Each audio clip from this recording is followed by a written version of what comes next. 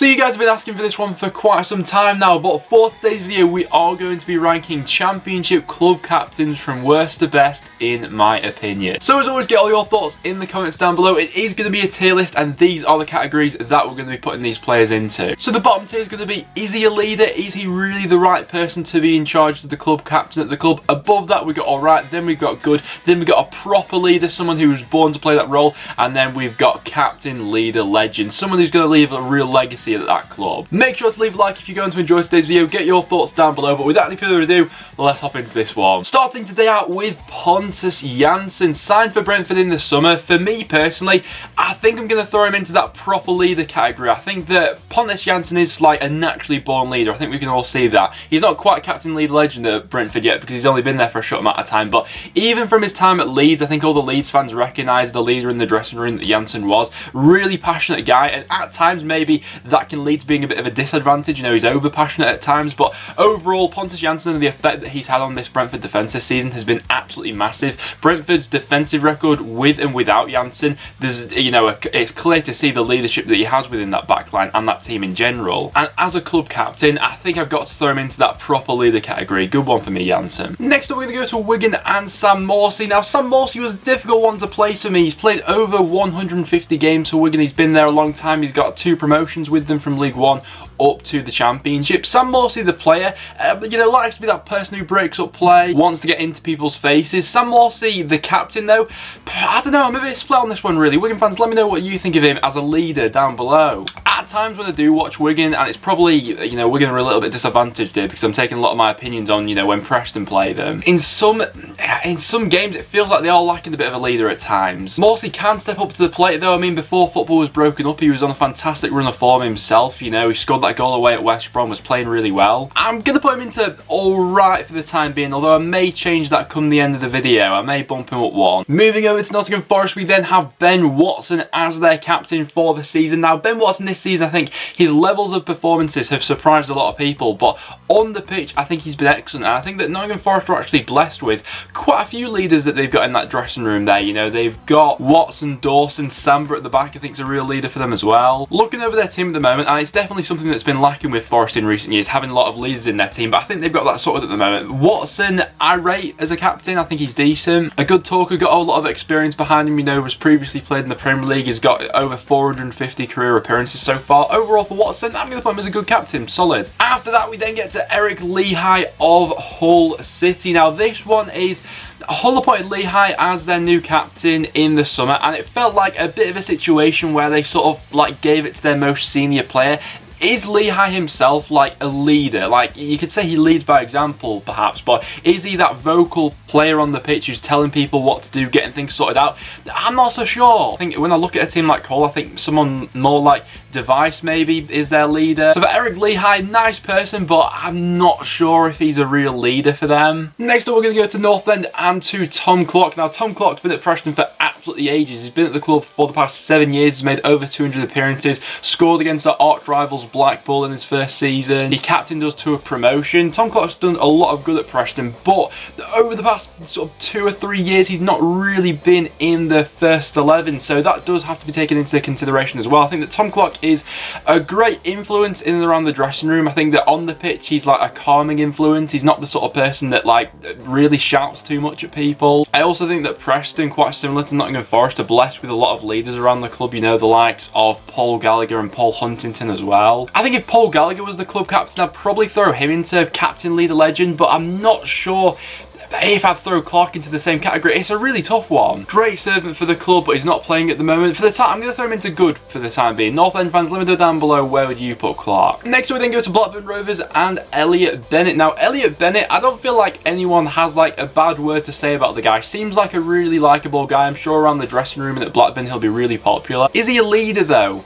I don't know. I suppose that it's a difficult video to make because people lead in, you know, a variety of different ways, so it's hard to quantify. When I watch Blackburn play though, I always see someone like maybe Darragh Lenihan as more of a natural leader for them. I do like Elliot Bennett, but I'm not fully sold on him as a captain at the moment. I'm going to throw him into alright for the time being. Then to Ryan Shawcross and Stoke City. Unfortunately, we've not really got to see him play this season due to the injury he picked up in pre-season, but let's not take anything away from his career at Stoke City. He's been there for the best part of like 12 years. He's made over 350 appearances for the club. He got promoted from the Championship with them back in 2008. It was part of one of the most like iconic Premier League teams that we've seen in recent years. You know, we had the whole Pulis Ball team and then the Stoke Alona team. He was part of both of them. He's also stuck with them through their relegation, and although he's not, you know, quite the same player that he once was, Ryan Shawcross, I think I've got to throw him into Captain Leader Legend for Stoke. He's going to go down as an iconic player for them, and to give that service to a club, I think he is a natural born leader. So Ryan Shawcross, top tier. Grant Hall of QPR, been there for the past, I think, 5 seasons now. I'd probably say on his day is their best defender as well. And QPR are certainly a club who, over the years, have been lacking leaders in some of their teams throughout the seasons. But Grant Hall improves them as a team, both with his quality and as a leader at the back, I think. I think they're missing when he's not in the team. For me, Grant Hall, he goes into the good category. Next up, we've got Sean Morrison from Cardiff. Been there for the past 6 or so seasons, got over 200 appearances for Cardiff, did captain them to their promotion from the Championship last time, and for me, I do think Morrison is a real leader for them. The way they played in the Warnock that season with that bit of grit between the teeth, I think Morrison was a real key influence in the dressing room for that. Also got 7 goals that season they were promoted. I'm going to throw Morrison into proper leader, I think. Next up we go to West Brom and to Chris Brunt. Now this one may be a bit of a controversial one. West Brom fans, I'd love to know where you put Chris Brunt into this one. I feel like Chris Brunt, the player, will go down as a bit of a legend for West Brom. You know, he's been there for the past 12 seasons. He's had 2 promotions with them, over 400 appearances, a bag full of goals in that time, and he's had several different spells as captain throughout his time at the club there. So obviously the managers that have been there, you know, from time to time have seen something in him. I think he's a legend at the club, but is he a captain leader legend? That's the question we're asking. I don't know what it is, but I've never really seen like Chris Brunt as like a natural leader on the pitch. I don't know what West Brom fans think of it, if they disagree or not. He brings a wealth of experience to West Brom, but I'm not sold on him being like a natural leader, and I don't know why. I'm going to throw him into good, and that may be a little bit controversial. West Brom fans, would you say he's captain leader legend material? Let me know. To Sheffield Wednesday next, and to Tom Lees. Now Tom Lees is a player who, I'm not gonna lie, he doesn't really inspire me when I listen to him. And when you think of like old school, like traditional like captains, like you think of like the Roy Keanes, or the people in the Premier League of the past year, the Vieiras, the people who really get you pumped up for a game,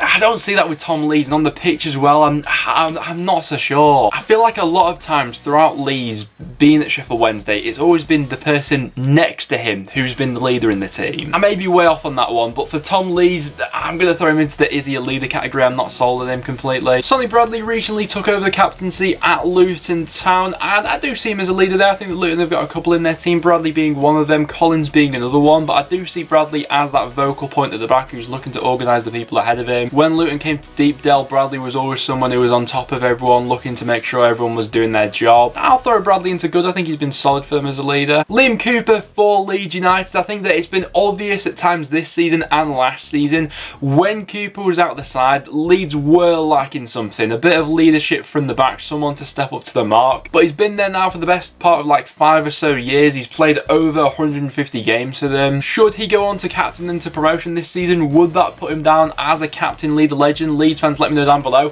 For the time being, I'm going to put him down as a proper leader. I do like Cooper. Harley Dean for Birmingham. Now this next one's an interesting one. I actually think that in some instances he was maybe a bit more of a better player before he was actually given the armband. Obviously Morrison previously being the captain there, he then went and left to Reading, so Dean was then given the captain's armband, and there's just been one too many things, sort of controversial things that have happened with Dean this season where I'm thinking, I'm not sure he's the right man to be the captain. Obviously there was when he scored that goal against West Brom and then sort of cupped his ear to the fans to celebrate. I think he swore at them as well. There was that time where, you know, he was coming under criticism from fans and he deleted his social media account. At one point in the season he was going through like an awful run of form, and in that time I'm not sure how much of like a leader I saw him as, and when he first joined Birmingham I thought he really was. Lately though, I'm just not too sure about Dean. Let me know, Birmingham fans, what do you make of him? Mike Grimes at Swansea City, really highly rate him as a player. I think think that so far this season, no one's made more tackles in the Championship than Grimes. I think that as a central midfielder, really underrated with a lot of Championship fan bases, but as a captain,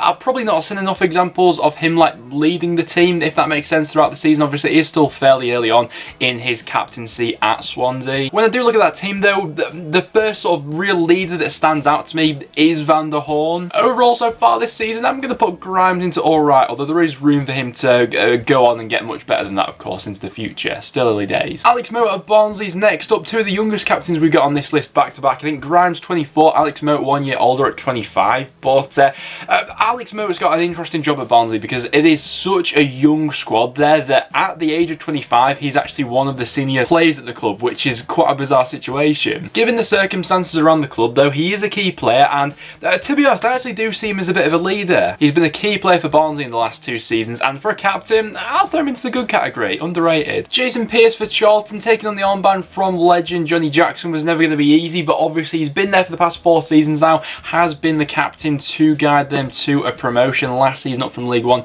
to the Championship, and Pearce overall, I think makes a good captain. He's someone who people look up to in the squad, I think, and obviously with them having a lot of young players coming through at the club, you'd think that he'd be an integral part of looking to guide them into the first team. I'm going to put him as a good captain, solid player overall. Alex Pearce of Millwall, I think gets overlooked sometimes in Millwall. Obviously they played with that back 3 so successfully this season, but we mostly talk about Hutchinson and Cooper as the real sort of enforcers in that team, but Alex Pearce is there as well and is the real leader of that team. I think that if ever there was like a footballer that was like perfectly suited to a club, that was Alex Pearce in Millwall. Ever since his time all the way back at Reading, I think that people then recognised him as a real leader. Rowett's getting the best out of him, and for me personally, I'm going to throw him into the proper leader category. I do rate Pearce highly. Tom Kearney at Fulham's another difficult one to judge. Now this one is quite similar once again to the Chris Brunt one at West Brom.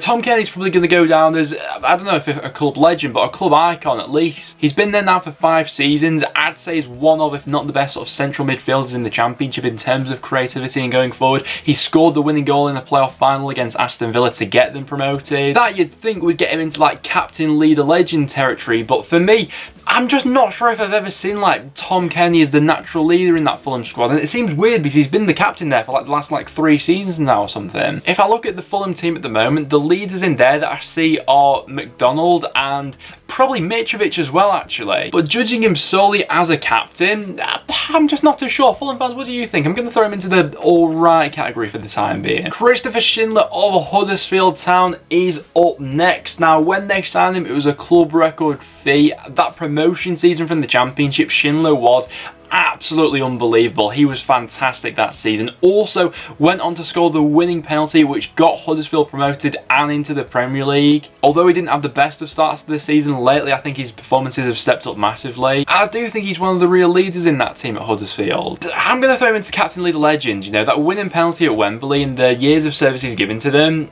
I'm throwing him in there. I'm doing it. Judge Friend is going to be up next for Middlesbrough. Has been sort of in and out of the squad over the past couple of years with sort of injuries now and again, but when he is fit, I don't think a bad leader. Middlesbrough have been blessed over the years with really sort of like top quality captains. You know, in recent years we think of the likes of Grant Leadbitter, Ben Gibson, who was such a good leader at a young age. I'd be interested to know where Borough fans would place him. I'm going to throw him somewhere in the middle. I'm going to throw him into the good category, I think, for George Friend. Good experience head on him. I think I'm also going to throw Liam Moore into that category as well. Liam Moore's an interesting one. When he first arrived at Reading, I would have probably thrown him into that proper leader category because I saw him as that at the time. His first couple of seasons at Reading went really well. He was like one of the best centre-backs in the Championship. Then there was that summer, I think, where he sort of wanted to leave but nothing ended up materialising in the end. I don't know if he's quite been the same player over the last couple of years. You know, that game they had against Wigan when they got battered 3-0, his defending in that game like was very uncaptain-like, to say the least. Moore's an interesting one. I'm going to throw him into good for the time being. I think Corey Smith is also going to join that category. Bristol City one's an interesting one really because they've had quite a few captains